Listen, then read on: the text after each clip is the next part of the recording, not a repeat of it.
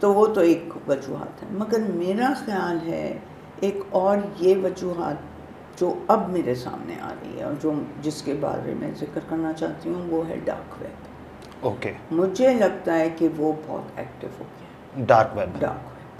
اور کیونکہ جس طرح کے کیسز آتے ہیں نا کہ گارڈز اور مطلب کوئی سینس نہیں بنتی کہ وہ کیوں کرے بندہ ایسے، تو اس میں مجھے لگتا ہے کہ وہ کیونکہ پیمنٹ ملتی ہے تو مجھے لگتا ہے ڈارک ویب بہت ایکٹیو ہے۔ Just for the sake of money ہے، اٹس جسٹ منی۔ پوری دنیا میں پھیلا ہوا ہے ڈارک ویب، اور کیا ہے، پیسے بنتے ہیں اور وہ پورنوگرافی چڑھا دیتے ہیں تو بڑے خوش ہوتے ہیں، تو سیڈ سچویشن۔ قانون سازی پہ اگر ہم بات کریں تو آپ کا کیا خیال ہے کہ موجودہ قانون سازی کس حد تک بچوں کے تحفظ کے لیے کام کر رہی ہے اور اس میں کہاں تک بہتری آئی ہے؟ میرے خیال سے قانون سازی بہت ہے اور بہت اچھی ہے، اور بہت اب تو آگے بھی انہوں نے بڑی کلیریفیکیشن کے ساتھ ساری چیزیں نام ڈال کے کر دی۔ پہلے تو نیچرل افینس کے نیچے ہی سب کچھ ہوتا ہے، بٹ ڈارک ویب جو ہے وہ تو ایف آئی کے نیچے آتا ہے۔ اب ان کی کتنی مطلب کیپیسٹی ہے، کتنی رپورٹنگ ہے، وہ ایک الگ ہی بات ہے۔ صحیح۔ آپ پولیس اور عدالتی نظام کو کس نظر سے دیکھتی ہیں اور اس میں کہاں کہاں کمزوریاں موجود ہیں؟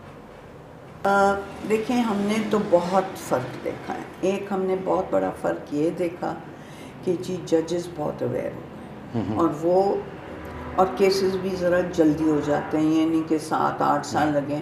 ابھی بھی کئی کیسز میں 4-5 سال نکل جاتے ہیں، مگر زیادہ تر اور بہت اس پہ زور بھی دیا جا رہا ہے کہ جی یہ لمبا نہ کھینچیں، کیونکہ وٹنس چلے جائیں گے، وکٹم تھک جاتا ہے، وکٹم فیملی تھک جاتی ہے، تو ایک تو یہ ہے کافی اس پہ وہ غور کیا جا رہا ہے۔ پولیس کا بھی یہ ہے کہ ریفیوزلز مجھے یہ نہیں پتہ کہ کم ہوتے جا رہے ہیں یا نہیں، مگر یہ ہے کہ ہماری رپورٹ میں ریفیوزلز زیادہ نہیں ہیں جب پولیس کہتی ہے ہم نے نہیں۔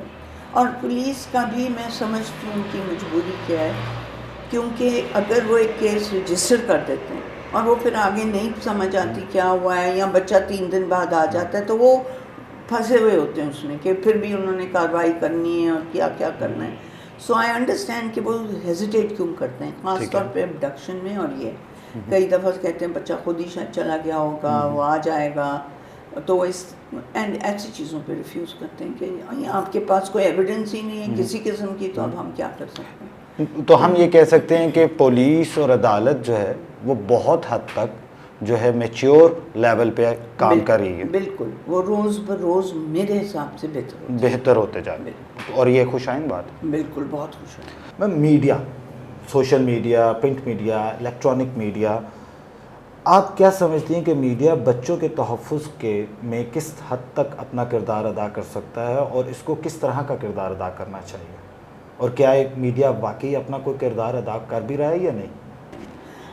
آپ کو پتہ ہے، میں ہمیشہ یہ کہتی ہوں کہ آپ ایک ایگزامپل لے لیں اشتہار کا، کسی چیز کا۔ ٹھیک ہے، فرض کریں آپ کہیں کہ جی یہ مینگو جوس ہے، آپ کتنی دفعہ دیکھیں گے اس کو، تو آپ کو کہیں جا کے اثر ہوگا کہ ہاں یہ والا شاید جوس پینا چاہیے۔ ٹھیک ہے نا؟ ٹھیک ہے۔ اسی طرح میں کہتی ہوں جب تک پروٹیکشن میسیجز بار بار نہیں سامنے آئیں گے، اب کیا آ رہا ہے بار بار سامنے کہ ابیوز ہو گیا، پروٹیکشن میسیجز تو آئے نا کہ جی آپ یہ دیکھیے بچہ آپ اکیلے وہاں باہر نہ بھیجیں، اپنے اگر آپ بچے کو باہر بھیجتے ہیں کھڑے رہ کے دیکھیں کہاں تک گیا ہے اور واپس آیا یا نہیں آیا۔ ٹھیک ہے نا؟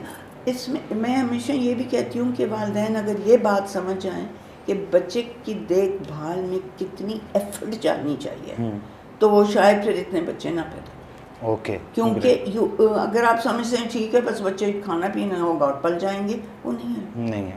ان کی جو ساتھ ہر وقت تربیت کرنی، دوستی کرنی، پیار کرنا، وہ زیادہ ایفرٹ لیتی ہے بنسبت کہ آپ کے 6 بچے ہوتے ہیں۔ بالکل صحیح، تو یہ بات صحیح۔ اور سو میڈیا کو بار بار دکھانا ہے پروٹیکشن میسج. میں کہتی ہوں ٹی وی کے نیچے وہ ٹکرز چلتے ہیں, فضول سے ہوتے ہیں, وہی بات ہو رہی ہوتی ہے, وہ بھائی ڈالیں آپ ادھر کہ جی آپ نے اپنے بچے کو یہ کرنا ہے, آپ یہ چیز دیکھ لیں, یہ نہ ہونے دیں, یہ میسیجز ڈالیں نا. اور same with the news paper, ایک اوپر روز میسج ڈال دیں. والدین, اساتذہ اور معاشرے کے جو دیگر افراد بچوں کے تحفظ میں مؤثر کردار ادا کر رہے ہیں, ان کی تربیت یا آگاہی کے لیے آپ کیا کر رہی ہیں, اور ان کو کس طرح سے آگاہی اور تربیت دی جا سکتی؟ دیکھیں جی, ایک ہم لوگ جب بات کرتے ہیں تو ایک جو ہمارے سامنے آتی ہے وہ ہے کمپلسری ایجوکیشن. اگر بچے سب اسکول میں کم از کم ہوں, ٹھیک ہے نا, ٹھیک ہے, تو کچھ تو حفاظت وہیں ہو جاتی ہے اوبویسلی.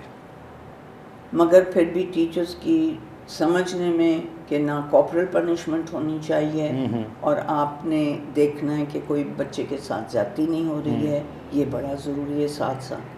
سو کوئی آئسولیشن میں کام نہیں ہے, مگر یس اگر کم از کم اسکولز میں ہوں تو ہم کہیں گے کہ چلیں ایک چیز تو ہے کہ اتنے گھنٹے وہ اپنے اسکول میں ہیں. پھر باقی تو یہی ہے جی کہ ہر وقت خیال رکھنا, ہر وقت دیکھنا. I don't think there is any thing you can do in isolation. Awareness ہونی, کمیونٹی نیٹ ورکس بن جائیں کہ جی ہم اپنی کمیونٹی میں تو دیکھ لیں, بالکل, مگر ہے بڑا مشکل کام. بہت شکریہ ڈاکٹر منیزہ بانو صاحبہ کہ آپ نے وقت نکالا اور ہمارے اس پروگرام میں شامل ہوئیں.